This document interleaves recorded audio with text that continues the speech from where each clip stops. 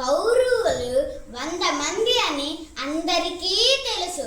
కానీ వాళ్ళ పేర్లు మనలో చాలా మందికి తెలియవు.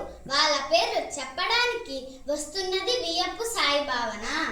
దుర్యోధనుడు, దుశ్శాసనుడు, దుర్దుష్యుడు, దుర్ముఖుడు, జలాసంధుడు, సహుడు, సముడు, విందుడు, అనువిందుడు, దుర్బాహుడు, సుబాహుడు, దృష్పదర్పణుడు, దుర్మధుడు, చిత్రయోధి, దుష్కర్ణుడు, కర్ణుడు, వివంశతి, వికర్ణుడు, జయసంధి, సులోచనుడు, చిత్రుడు, ఉపచిత్రుడు, చిత్రాక్షుడు, చారువిత్రుడు, శతాననుడు, దుర్మదర్శనుడు, దుర్దర్శనుడు, వివీర్పుడు, కటుడు, సముడు, ఊర్ణనాభుడు, సునాదుడు, నందుకుడు, ఉపనందుకుడు, సేనాపతి, నుసేనుడు, కుండో, సుహోదరుడు, చిత్రధ్వజుడు, చిత్రరథుడు, చిత్రబాణుడు, అమిత్రాజిత్, చిత్రబాణుడు, చిత్రవర్ముడు,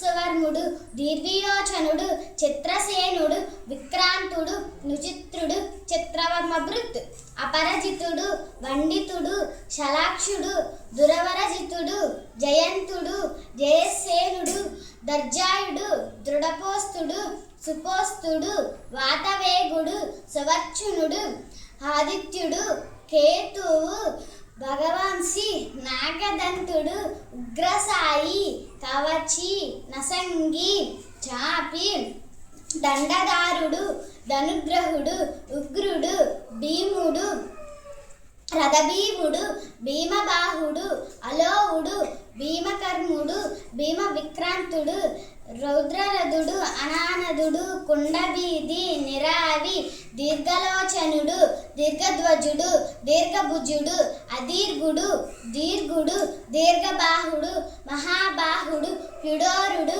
కనకధ్వజుడు, మహాకుందుడు, కుందుడు, కుందజుడు, చిత్రజాననుడు, చిత్రుడు, కవి. వీరు కాక దుస్లా అనే కూతురు కూడా ఉన్నది.